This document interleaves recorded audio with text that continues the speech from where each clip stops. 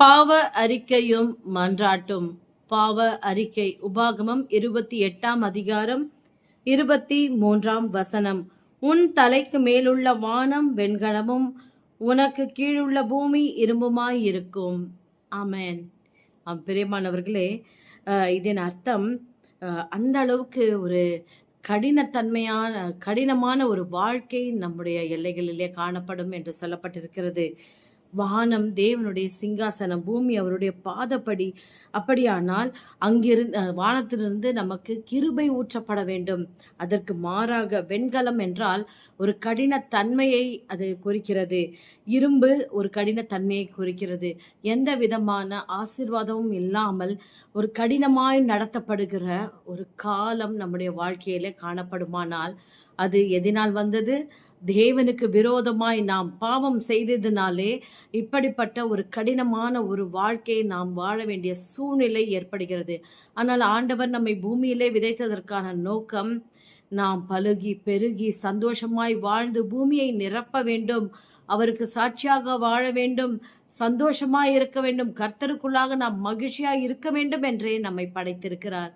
தெய்வ திட்டத்துக்கு விரோதமாய் நாம் செயல்படும் பொழுது, அவருடைய சத்தத்தை நாம் அசட்டை செய்யும் பொழுது சாபங்கள் நம்முடைய வாழ்க்கையிலே தானாக வந்து விடுகிறது. பிரியமானவர்களே, தேவனை உதறி தள்ளும் பொழுது பிசாசை நாம் வா என்று கூப்பிடுவது போல அது அர்த்தம் கொள்ளும்.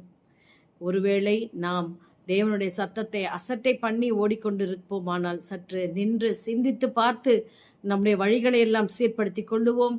கர்த்தர் நமக்கு இரக்கம் செய்வார். அவராலே செய்யக்கூடாத அதிசயமான காரியம் என்று ஒன்றுமே இல்லை. இப்பொழுது பாவ அறிக்கை செய்வோம். உன்னதமான தேவனுடைய குமாரனாகிய கிறிஸ்துவே, உம்மை நன்றியோடு துதிக்கிறோம், ஸ்தோத்தரிக்கிறோம். ஆண்டவரே, உம்முடைய பரிசுத்த ரத்தத்தில் இருக்கிற வல்லமையை கர்த்தாவே நாங்கள் உணராமல், உம்முடைய வார்த்தையின் வல்லமையை உணராமல் எத்தனையோ இடங்களிலே உம்மை அசட்டை பண்ணி, உம்மை தூரப்படுத்தி, ஆண்டவரே உம்மை துக்கப்படுத்தி, நீர் ஆண்டவரே தலை குனிந்து நிற்கத்தக்கதான சூழ்நிலையிலே அநேகந்தரம் உம்மை தள்ளி இருக்கிறோம். அப்பா, தயவாய் ஆண்டவரே இப்படிப்பட்ட தவறை செய்ததற்காக எங்களை மன்னியும் ஆண்டவரே. இப்பொழுது அவைகளை நினைத்து நாங்கள் மனம் வருந்துகிறோம் ஆண்டவரே. அப்பா, ஒரு கிறிஸ்தவ வாழ்க்கை வாழ்வதென்பது ஆண்டவரே சாதாரணம் இல்லை ஆண்டவரே. ஆனால் பரிசுத்தாவியின் ஒத்தாசையோடு அது கூடும் ஆண்டவரே. நாங்கள் இதை மறந்து உம்முடைய பரிசுத்தாவியை கூட நாங்கள் துக்கப்படுத்தி இருக்கிறோம்.